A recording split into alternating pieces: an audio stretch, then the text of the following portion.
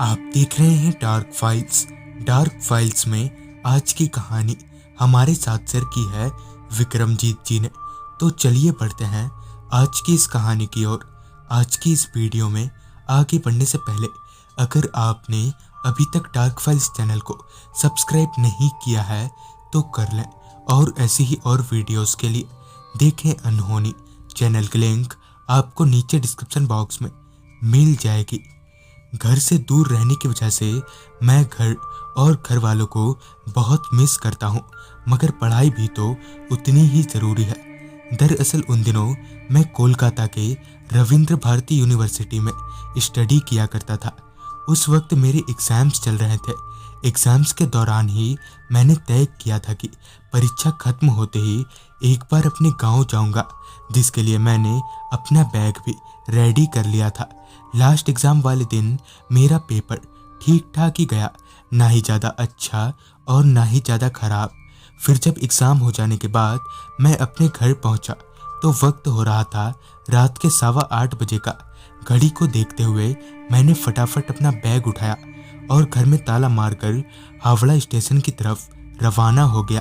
फिर जब मैं चलकर स्टेशन पहुंचा तो मैंने अपने गांव के स्टेशन तक के लिए टिकट कटवा ली, और टिकट कटवाकर जब मैं प्लेटफॉर्म पर एंटर हुआ तो एक दफ़ा मैंने अपनी निगाहें घड़ी की तरफ घुमाई तो वक्त हो रहा था रात के 9 बजे का।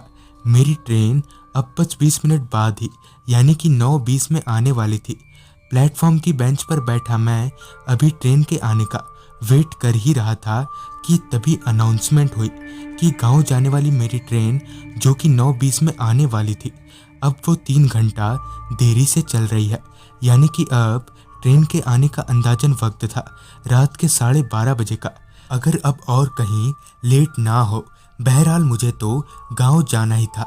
लिहाजा मैं प्लेटफॉर्म पर ही बैठकर एक किताब पढ़ने लगा, जिसे कि मैं हमेशा अपने साथ ही रखता हूँ। फिर कुछ देर बाद मैं अपनी जगह से उठा और कुछ खाने के लिए स्टेशन से बाहर निकला।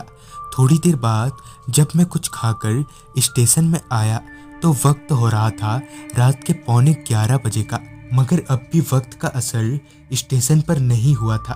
अब भी सारे प्लेटफॉर्म्स पर उसी तरह से चहलकदमी हो रही थी। करीबन और 1 से 1.5 घंटे जैसा इंतजार करने के बाद फाइनली मेरी ट्रेन आ ही गई। रात तो वाकई में बहुत हो चुकी थी। इसका अंदाज़ा मुझे तब हुआ जब मैं ट्रेन में दाखिल हुआ तो उस बोगी में मुझे छोड़कर बस 3-4 लोग ही दिखाई पड़ रहे थे। खैर मैंने एक सीट पकड़ ली और आराम से पैर फैलाकर वहीं किताब पढ़ने लगा। मैं मन ही मन बेहद खुश था, क्योंकि मैं बहुत दिनों के बाद अपने गांव जा रहा था। और मज़े की बात तो ये थी कि मैंने घर पर भी किसी को इस बारे में कुछ बताया नहीं था, क्योंकि मैं सबको सरप्राइज़ देना चाहता था। मगर मैं गांव तो तब पहुंचूंगा जब ट्रेन हावड़ा से खुलेगी, पर ट्रेन थी जो वहां से खुलने का नाम ही नहीं ले रही थी। ट्रेन के इस रवैये को देखकर मैं समझ गया था कि आज मैं 2-3 बजे से पहले तक गांव नहीं पहुंच पाऊंगा। मगर अब मैं कुछ कर भी नहीं सकता था सिवाय ट्रेन में इंतजार करने के, और मैंने वही किया। ट्रेन हावड़ा से खुलने के बाद एकाएक कई स्टेशनों पर रुकती गई, पर पता नहीं क्यों ट्रेन उन स्टेशनों पर भी रुक रही थी जहाँ की उसका हॉल्ट ही नहीं था। कुछ घंटों के बाद फिर जब मेरी मंजिल यानी कि स्टेशन आने जैसा हुआ तो मैं ट्रेन के गेट पर जाकर खड़ा हो गया। गांव के स्टेशन पर ट्रेन के रुकते ही मैं ट्रेन से नीचे उतरा और एक दफ़ा अपनी निगाहें उस प्लेटफॉर्म के चारों तरफ घुमाई तो प्लेटफॉर्म पर मेरे अलावा ना ही कोई नज़र आ रहा था और ना ही कोई मेरी ट्रेन से नीचे उतरा था। मैंने एक नज़र प्लेटफॉर्म की घड़ी पर डाली तो वक्त हो रहा था रात के 2:30 बजे का। मैं वहीं प्लेटफॉर्म पर लगी बेंच पर बैठकर ये सोचने लगा कि अब क्या करना मुनासिब होगा। एक पल को तो मैंने सोचा कि पापा को फ़ोन करके बुला लेता हूँ, मगर फिर दूसरे ही पल ये सोचकर रुक गया कि जब इतनी दूर आ ही गया हूँ तो घर भी अकेले ही निकल जाता हूँ। वैसे भी मेरा घर स्टेशन से कुछ ज़्यादा दूर था नहीं। ये सोचते हुए मैं स्टेशन से बाहर निकला तो बाहर भी वैसा ही नज़र आ रहा था जैसा कि मैंने सोचा था। ना ही कोई इंसान और ना ही कोई परिंदा नज़र आ रहा था।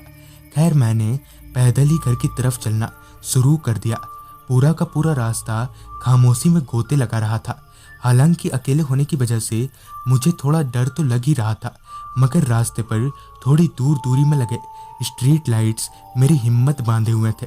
जब मैं चलते हुए उस पुराने कब्रिस्तान के पास पहुंचा, जो कि अब बंद हो चुका है, यानी कि अब उसमें किसी लाश को दफन नहीं किया जाता है।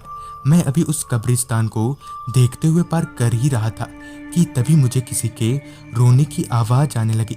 ध्यान से कान गड़ाने पर पता चला कि वो आवाज़ कब्रिस्तान के भीतर से आ रही है। इतने में ही वो रोने की आवाज़ हंसने में तब्दील हो गई और फिर चिल्लाने में। मेरी तो कुछ पल्ले ही नहीं पड़ रहा था कि आखिर ये आवाज़ किसकी है। रह रहकर वो आवाज़ बदलती जा रही थी। जहाँ एक और मैं डर रहा था, वहीं मुझे ये भी जानना था कि आखिर ये आवाज़ है तो है किसकी। किसी तरह हिम्मत जुटाकर मैंने अपने मोबाइल का फ्लैश लाइट ऑन किया और उस कब्रिस्तान के भीतर दाखिल हुआ और चलते हुए कब्रिस्तान के थोड़ा भीतर चला गया। तभी वो आवाज़ें आनी बंद हो गई और एक नई आवाज़ शुरू हो गई। जब मैं उस आवाज़ का पीछा करते हुए उसके नज़दीक पहुंचा तो मुझे एक कब्र के ऊपर एक आदमी बैठा दिखा, जिसने कि पीछे की तरफ मुंह किया हुआ था। मैंने टॉर्च की रोशनी उस पर डालते हुए पूछा, कौन हो तुम, कौन हो?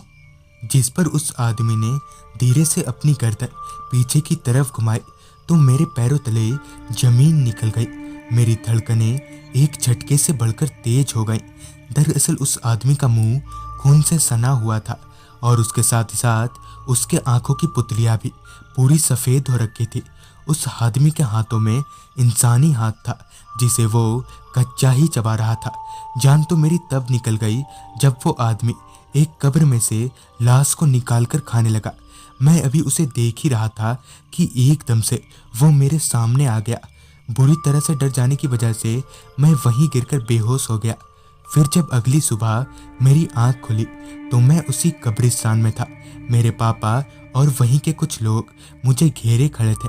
मैंने उठकर पापा को कल रात की पूरी बात बताई तो पापा ने बताया कि आज से 7-8 महीनों पहले एक पागल शख्स को एक चोर ने बड़ी बेरहमी से मार दिया था और उस पागल को इसी कब्रिस्तान में दफनाया गया था। जिसके बाद से इस कब्रिस्तान में अजीबोगरीब घटनाएं होने लगी और तब से रात के वक्त यहाँ कोई नहीं आता। मगर लोगों का ऐसा कहना है कि आज भी हर रात कब्रिस्तान में हंसने, रोने और चिल्लाने की आवाज़ें आती हैं। तो दोस्तों, ये थी विक्रमजीत जी की भेजी गई कहानी।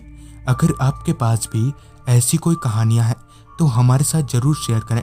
तो मैं आर्यन जल्द ही मिलूँगा आपसे ऐसी ही एक कहानी के साथ।